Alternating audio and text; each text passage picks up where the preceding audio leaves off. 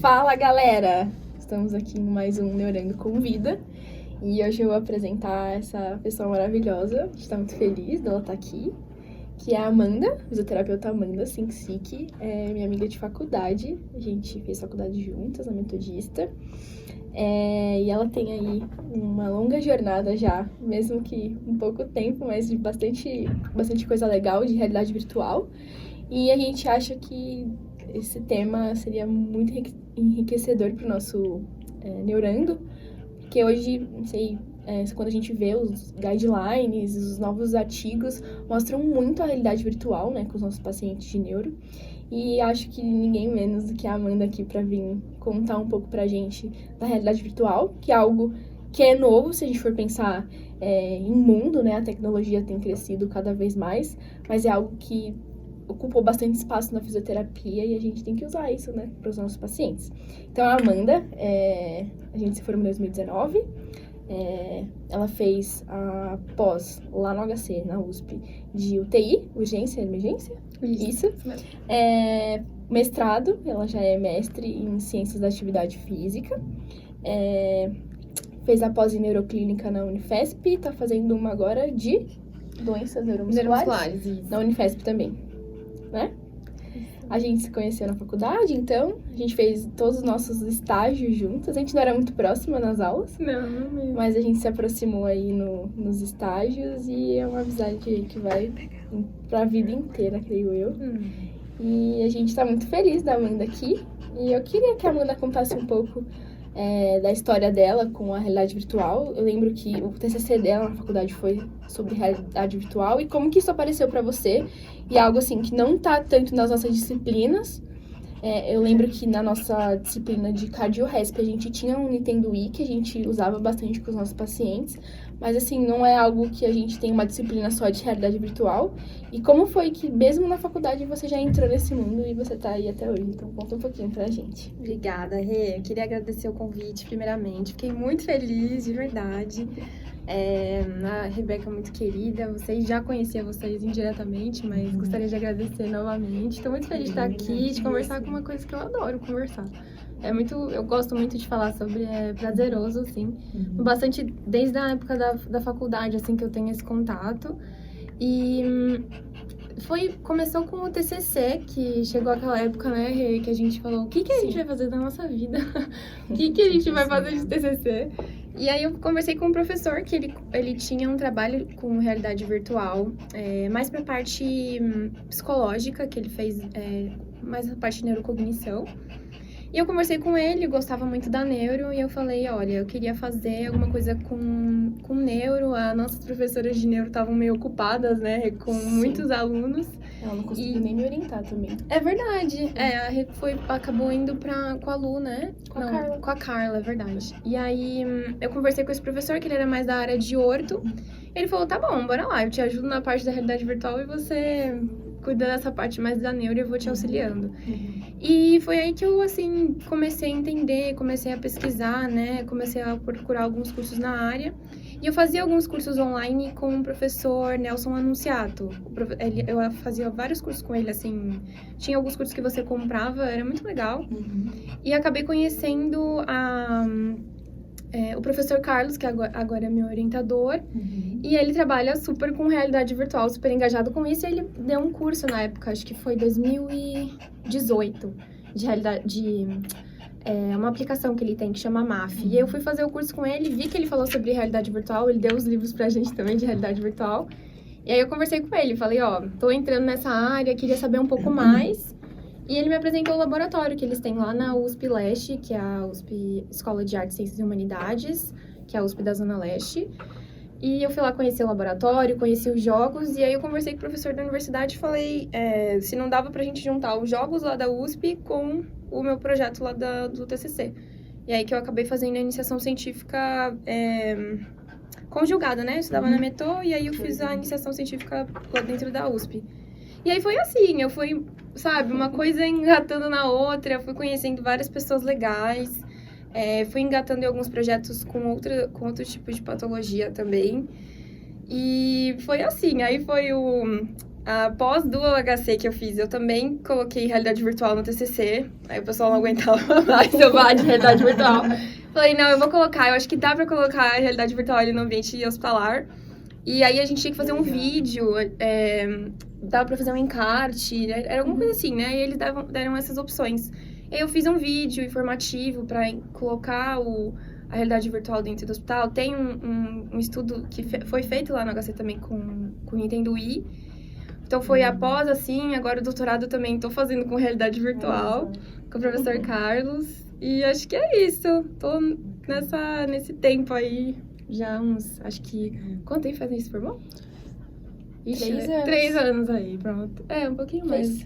Fez 3 anos agora em julho, né? Isso E você aí. vê como uma, não sei se a gente chama de modalidade, mas consegue se transpor para várias áreas, né? Sim, é isso Porque muito óbvio que você acabou focando, né, mais na neuro e no paciente neurológico, mas você falou ambiente hospitalar totalmente aplicável na própria Sim, ortopedia, sim. né, se reabilitar. Eu lembro que tem um jogo no Wii que é de tênis, não do é? esportes. Sim. E aí acho que faz muito sentido você conseguir treinar, né, para um paciente, né, que enfim, da área esportiva. Sim.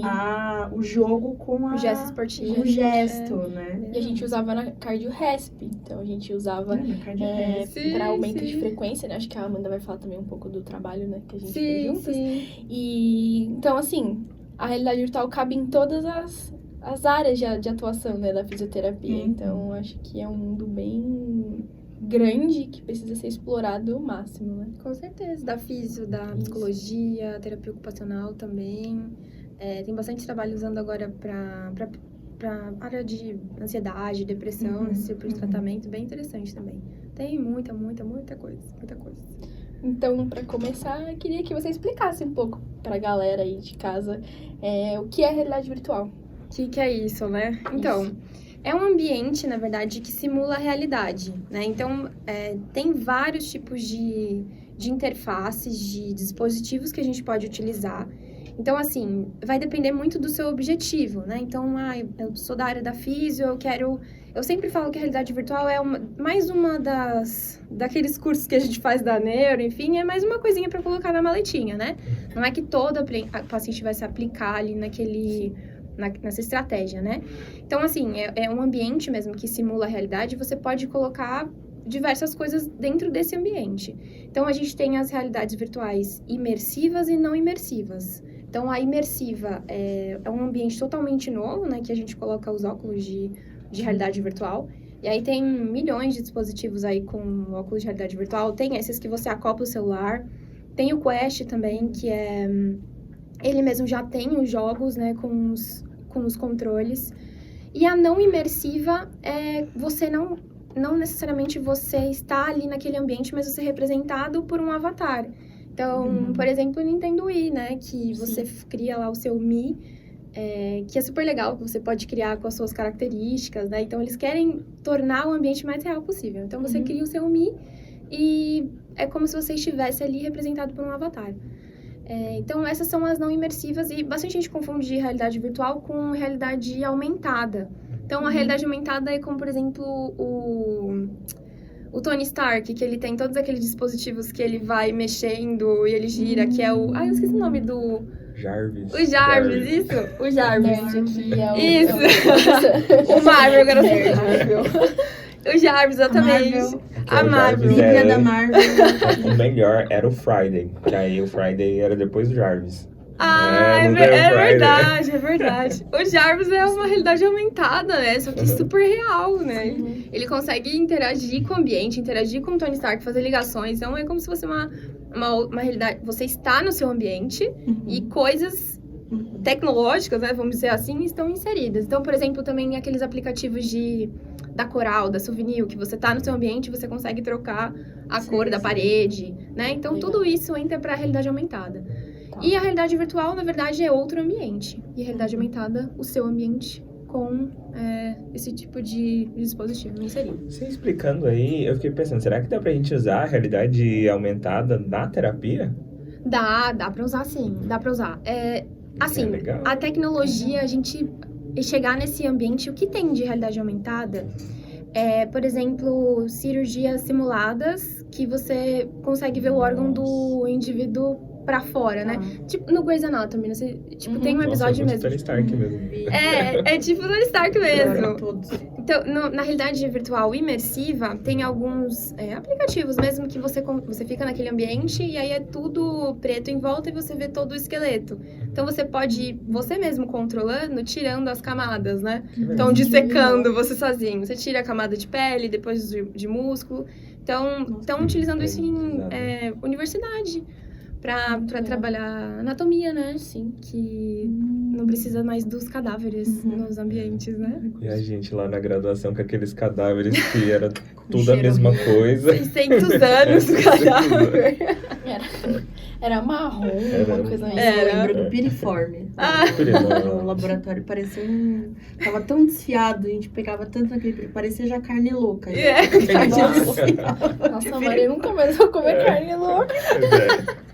Olha, mas era muito, assim, é desagradável. E tem gente que tem alergia também, né? Então o isso é cheiro uma forte, né? O alternativa. formol, não dava. É Sim. bem Pegar complicado. os materiais conservados em formol, né? Principalmente cérebro, né? Tem que ser conservado em formol. Sim. Se você parasse pra estudar anatomia há muito tempo, você ficava com dor de cabeça.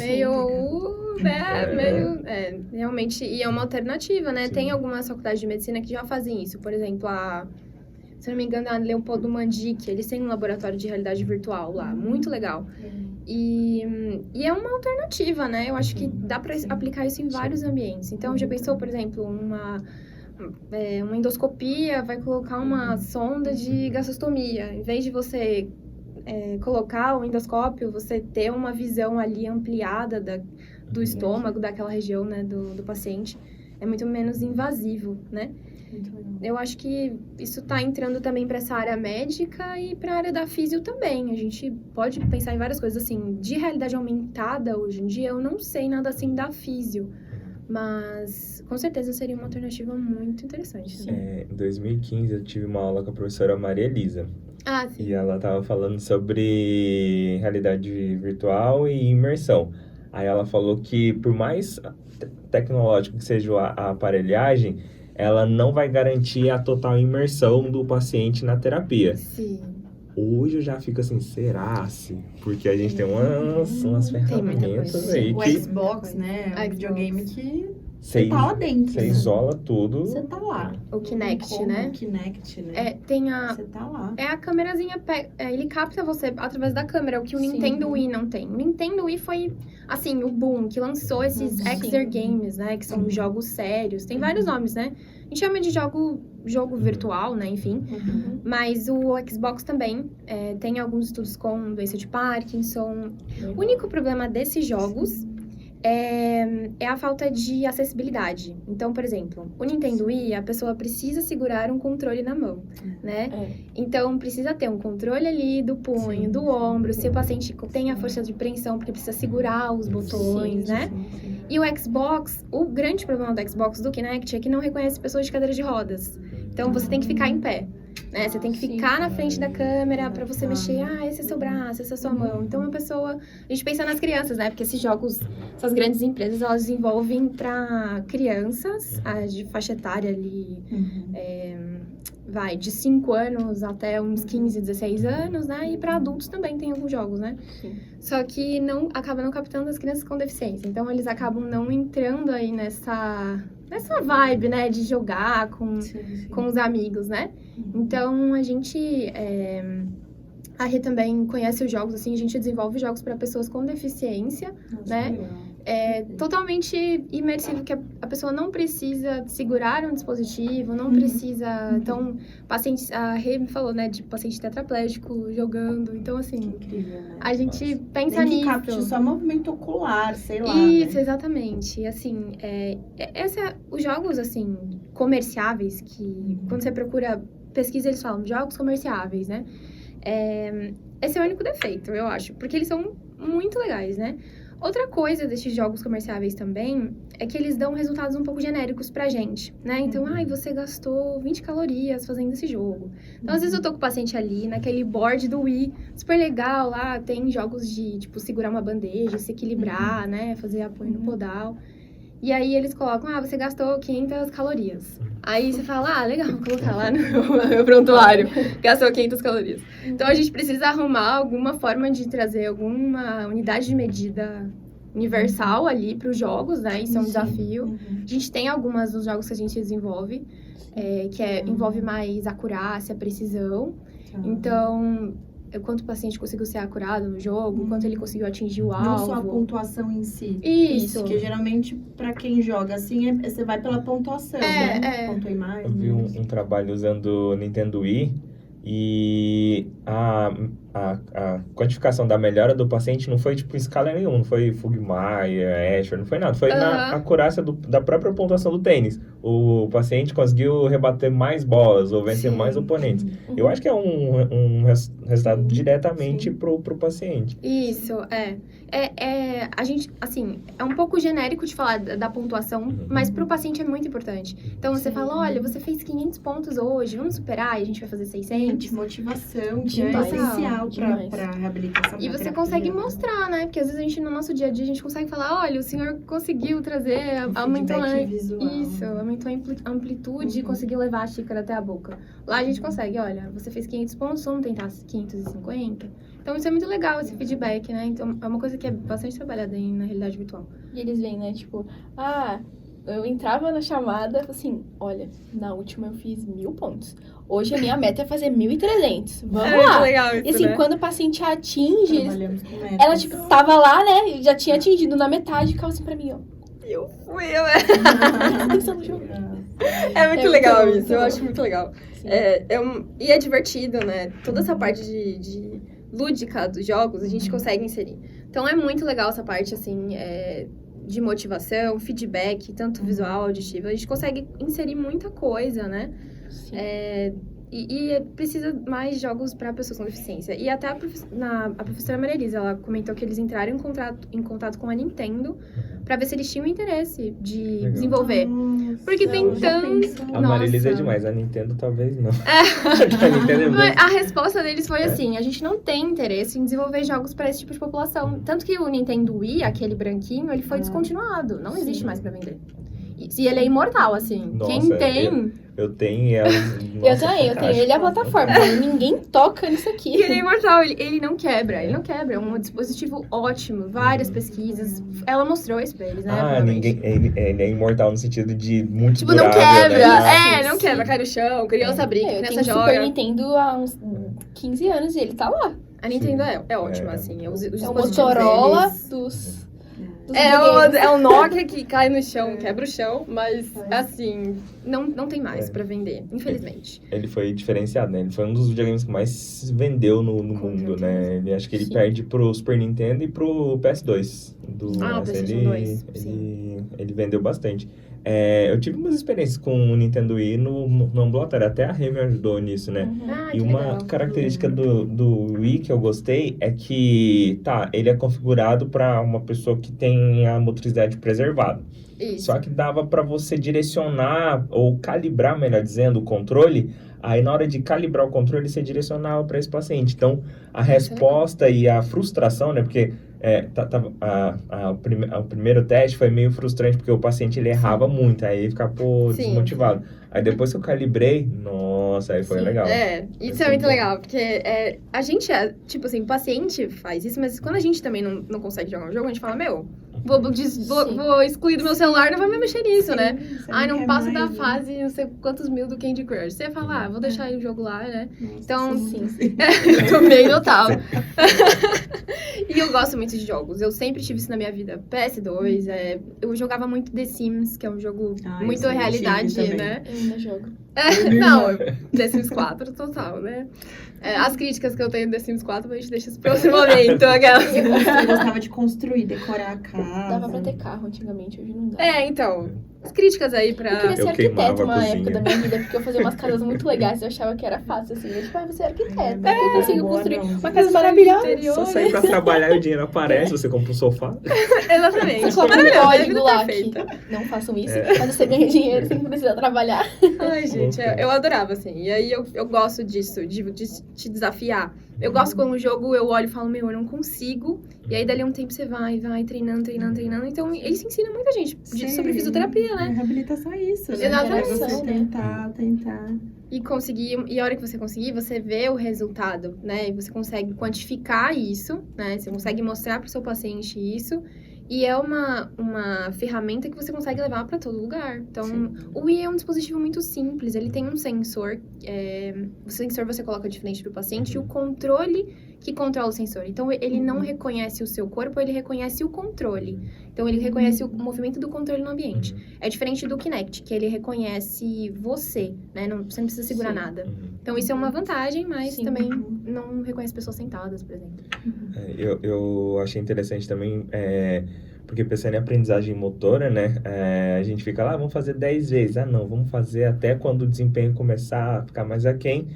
Aí, quando você bota, pelo menos quando eu tive só experiência com o Wii, quando eu botei no Wii, repetiu muitas vezes e ele começou a ficar aquém depois de muitas repetições. Então, acho que teve um aprendizado interessante, né? Esse ponto é ótimo, assim. Repetição, uma coisa que se fala muito também em trabalho com realidade virtual. A gente consegue fazer com que o paciente desempenhe o mesmo movimento muitas vezes. Tem alguns jogos também para reabilitação de fratura de rádio, por exemplo, que são aqueles jogos de labirinto. Então, às vezes, a pessoa fica lá com dor, né, fazendo aquele movimentozinho, o fisioterapeuta vai lá, né. Mobiliza. No game, não, nem percebe e tá lá, né? Porque você tem uma função, né, então você que joga... é a essência, né? A neurofuncional. Não faz sentido, né? Às vezes a gente reabilita, sei lá, você pode até pedir pro paciente um movimento analítico, tipo, faça uma flexão de antebraço.